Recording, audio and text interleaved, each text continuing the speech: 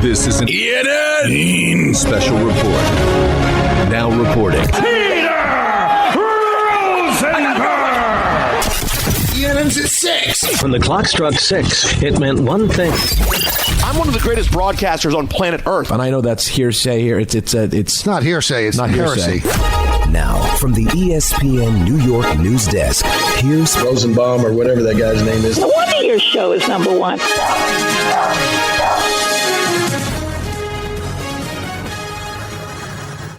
Hello, everyone. Welcome to ENN on this hot and balmy June 28th. I'd like to start off by saying good evening to Michael. You don't care about old people. I do.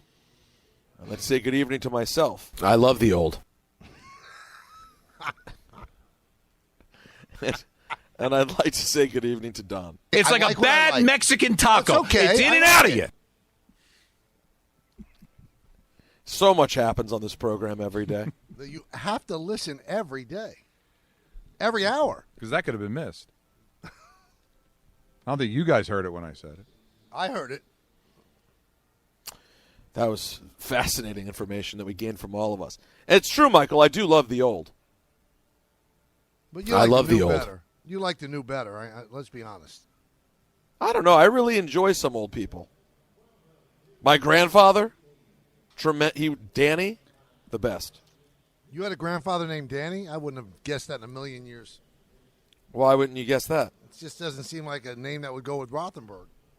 But my name's not Rothenberg. Rosenberg. Tom, what do I do in situations All right, like let's that? start again. Counting down. 3, 2, 1. Good evening. Welcome to ENN. I don't believe that Danny goes with the name Rosenberg. Well, if you want to now be completely transparent because you're a jerk who always has to ruin everything, his name wasn't really Danny, okay? What was it? It was You Did Ya. You did your what? I think I put too much of a zh sound on it. I think You Did Ya. You Did Ya. That's how you said his name. But his How name did it when become Danny? That's what they picked, okay?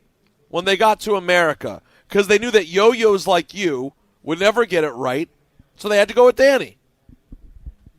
Like everybody. Everybody comes here, and they go, well, we can't try to challenge Americans by saying words they've never seen before. Jesus. So we got to go with John or Steve.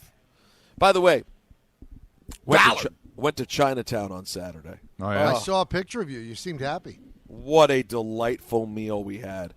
And it was like a quintessential Chinatown experience where you go to one of those places that's awesome. Don, I don't know if you've had this experience. You go to a place that's fantastic and always crowded, and they don't give a damn about you or your standards for service. It's if you're here, you want to be here. So it is what it is. You get stuff, you don't get stuff. Oh, it was a delight. I was jealous of you when I saw that picture. Why is that? I said, you know what? This kid is living his best life.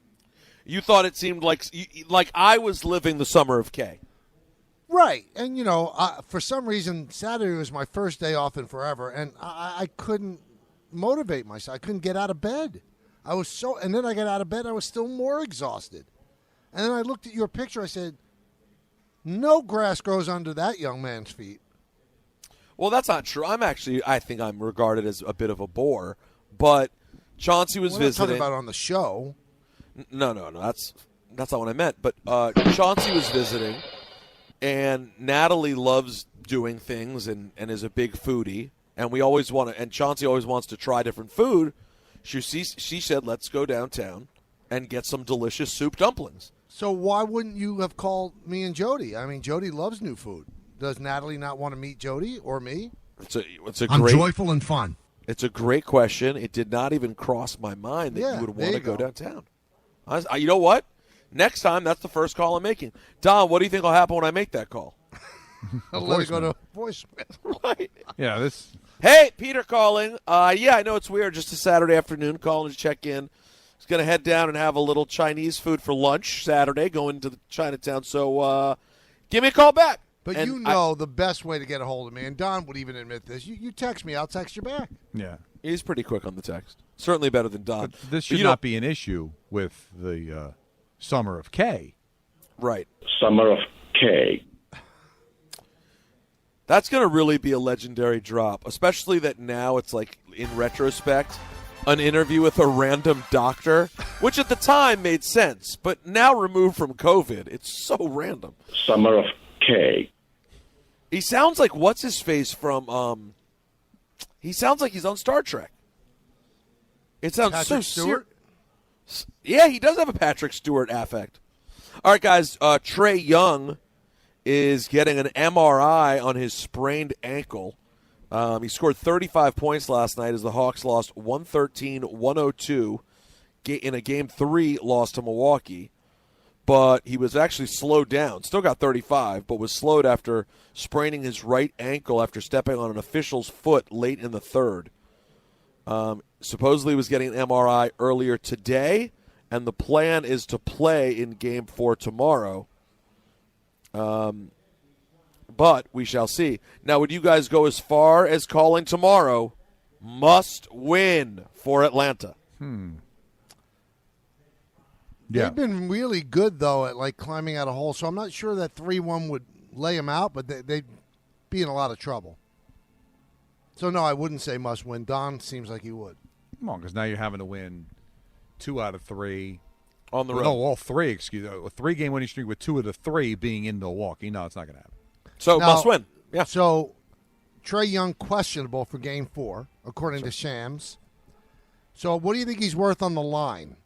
So, the Bucks were up. They were 5-point favorites before Trae Young was questionable. What are they now? 9. No, I would think that too, Don. It was just 2 points. Now it's +7. Maybe he was +5 because he was hurt. And even if he played, he'd be somewhat, limited. I was mentioning this to Andrew. If you're a basketball fan, you got to hope that it looks like if the Suns can wrap it up tonight, you want to see that series go because they're locked into Game 1, July 8th. So if the Bucks win the next 2, you're talking about a week without anything. I think I feel comfortable saying that the Bucks and Suns would be a fabulous series. I think it'd be a lot of fun. By the way, Ryan Hurley says that the person you're thinking about is George Takei. Yes, he sounds a little bit like Takei. But when you said Patrick Stewart, it kind of worked there too. Summer of K. Now, let's hear from Kendrick Perkins, who was on First Take, saying that when it comes to Milwaukee, Middleton is the man. I'm talking about right now on this Milwaukee Bucks team, Chris Middleton is the Batman. I saw Giannis on a couple of occasions last night when he went to the free throw line and the crowd started chanting and counting down, how long he was at the free throw line. And he shot airball free throws. He shot an airball three-pointer. But when they were down 6 or 7 points, Chris Middleton said, "Give me the damn basketball," and he took over. That's what Batmans do. I mean, you know us, Hot Take Central, ESPN. I'm not saying there aren't moments where Middleton KP gets that so wrong because that's actually what makes Middleton a great Robin, is that there are moments when he can step up and be the man. Isn't that what the job of Robin is to be sometimes? That I can't always do the lifting 24/7. Every once in a while, I need someone I can absolutely trust to hold it down. But please, how short is our memory from Game 7 a week ago? I also think Robin's job is very sketchy. I have no idea what he was about. Yeah, I have some theories and thoughts. But all I know is if that bat phone rings and Robin answers, you're in a world of hurt. Yeah, you need Batman. Well, so I guess you're ruining my comparison. Also, I think that we got to come up with something better than Batman and Robin. I mean, Robin was borderline moral support. I mean, he was giving you nothing. That's you know what? Yeah. That's a fair point. I mean, Batman's there's got to be a duo where the second is clearly number 2, but he helps. I mean, I don't even know what a ward is. What is a ward, Michael? Award? It's something you win. You win an award. No. Bruce Wayne, Robin, or whatever his name was, it was Bruce Wayne's ward. I think it's, he kind of takes care of him. Yeah, and You know And what? You're saying Well, I'm just vice saying versa. that I'm Robin not. took care of Batman. It's like he's an intern. He's getting you. It's the superhero version of getting you coffee. Or fixing the copy machine like my intern. So what exactly? So that's what you're trying to be? Like we're trying to that Middleton is Robin? I think that we got to come up with something better than Batman. Middleton's way better than Robin. I think that's what Peter was going. But Middleton's really good. And what I'm saying but even is, like, but Pippin was Robin to Jordan's Batman. Pippin's not Robin. Again, Robin's there for moral support. He's like the guy that claps for you when you do well. I mean, he's not helping. What is he doing? We have two separate conversations here. Number one, Chris Middleton is better than Robin. Number two, calm down. Don't start acting like Middleton is now Batman. In games 1 and 2 of this series, when Antetokounmpo was scoring 35 points, he had 15 in each game. Antetokounmpo, what did he have in Game 7 of the last series? 40? I mean, come on. We all need to calm down and stop trying to get the take. I'm telling you, this is why I'm going to be limited in sports media. I can't do that the day after a game. I can't just get on and go, I decided it. Middleton's actually better than Antetokounmpo. You know, I got to tell you something. You really hit something that's been bothering me a lot. I don't think, like, obviously those hot take shows, I mean, there's big money in there. There's big money. As I was telling Skip Bayless just the other day, I couldn't do it. I couldn't come up with those kind of takes every single day. If I didn't believe in it, I couldn't do it. Now, I'm not saying they don't believe in it. Maybe they somehow convince themselves to, but it's ridiculous. It's ridiculous. I mean, it's got to be like, no question about it. I don't want to hear anything. I don't have those opinions about anything like that. I know. I mean, and I have the same struggle on Hot 97, too, like what's going to be my angle and everything. And don't get me wrong. I have, like, some interesting, nerdy music angle stuff. But when, like, last night's the BET Awards, and to get on the air the next day and be like, here's a take. So-and-so is better than so-and-so. Every day to do that with sports or music or whatever it is, it's like it just can't be authentic at a certain point. I can't do it. But there are people that really like think that way, and I have no problem with it if you believe it. But if you're just doing it just to have that take, just to stir it, to get hits, that's a lame way of doing it. Like if Stephen A. called me tomorrow, right, and said, listen, Max wants to step away for a while. We'd like you to do the show. We'll give you $4 million a year to do it. I would say, absolutely, I'll be there. I'll fake it. But you'd it would be be hard. No, but you don't want to do No, that. I would do it. No, I would do it. I'd find a way, but it would be very difficult for me. But I don't think you're a phony, Michael. Oh, I mean, I you could have be. to, For I for think $4 in million? order to do that, For you $4 either have million? to be a hot. See, I think Steven is a hot take machine. I do. But, like, Skip is a phony or just a really bad guy. But I think Skip is just a phony, worthless piece of garbage. Oh, he my can do goodness. it. No, He's a bad guy, Michael. I'm not even kidding. I'm not. And my hot take on hot takes is not this. That's not a hot take. That's just a casual observer. Well, you know what? That's a character flaw to Steven. Skip's a bad guy. I mean, that's just what a fact. makes him a bad guy? I don't get it. Peter, help me out here, Peter. I mean, Well, there was one, though, that really sent you over the edge. Well, it was about the mental issues with with Prescott. Yeah, and everything is, well, just suck it up and play. I'm sorry, you don't understand mental illness, Skip. You're just a bad human being. That was doesn't a feel terrible for other people. That was a terrible take. Skip is just a filthy piece of garbage. Oh, stop. No, I'm not. No, he is. He is. Stop it. Stop. No, he has Stop. had takes Stop it. that I'm are just saving you. No. Yes, stop. Why? You can't call somebody that. No, I can call him anything I want. I mean, Why you should be able to the things call he wrote the sexual preferences of Aikman in his book. No, he's just a hot take machine, and he doesn't care who he hurts to get where he is. And I believe he's a bad person. I should be allowed to say that. Don, that's why you're great. Now, here is a... But I don't think you can be a phony like that, Michael, is my point. Yeah, I don't think you could either. I think so. For $4 million, yeah. Well, tell me if this guy's being a phony or just giving us the hottest of takes. Scottie Pippen has accused Phil Jackson of being a racist while appearing on the Dan Patrick Show. He was asked about comments he made to GQ in which he said that Jackson, quote, made a racial move by not giving him the last-second shot in the 1994 playoff game against the Knicks.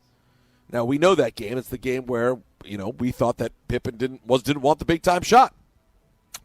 Well, Patrick said to him, by saying a racial move, you're calling Phil a racist. Pippen said, I don't have a problem with that. I think it's so irresponsible. Patrick said, do you think Phil was or is a racist? Oh, yeah, the 55-year-old Pippen said. If I were Phil Jackson, right, and why I think this is a reprehensible take. Now, I don't know if Phil Jackson's racist or not. But if you are going to say somebody's racist, you got to bring receipts. Not because he chose Kukoc to take the shot. By the way, Kukoc hit the shot, so it was a wise choice. You better have receipts on what this guy did that made him racist. Otherwise, if I'm Phil Jackson, I am suing Scottie Pippen for a lot of money. This guy's built up a reputation his whole life. Now, whether you want to call him a nozzle a lot, if he was a saboteur with the Knicks, he's never been accused of being a racist. For a guy to say that Phil Jackson's a racist, I need proof. Not that he chose Kukoc for that shot. I need documented proof of what he did, that he made decisions because of race. That's a disgraceful accusation unless you have proof. If you have proof, I pipe down and go, you know what? He's a racist. But that's not proof. That's disgraceful what Pippen did. I know he's trying to sell a book, and the bourbon that he has, that's unbelievably irresponsible. Well, he better follow it up with something else. I'm with you in that regard. How do we know if Phil Jackson's a racist? It goes against sort of what the theoretical ideas we have of the Zen master. Though I was reminded of some quotes from him that were very weird from the late 90s and early 2000s that made me think, well, you never know. Who knows what anyone's like? But to Michael's point, if you're going to lay down a statement like that outright, he's a racist, about someone with such a public reputation and personality, not only a public reputation and personality, but one that directly dealt with black people for his entire career. I mean, making and breaking the careers of black athletes. It could be true, but you better bring something beyond, that Kukoc play. Because, by the way, I think Scottie Pippen's an all-time great. I think I would have picked Kukoc for the last shot. And by the way, to your point, he makes the last shot. So it just seemed like a very weird place to bring that accusation. And also, to pick that, and just last week, Durant just completely embarrassed Pippen.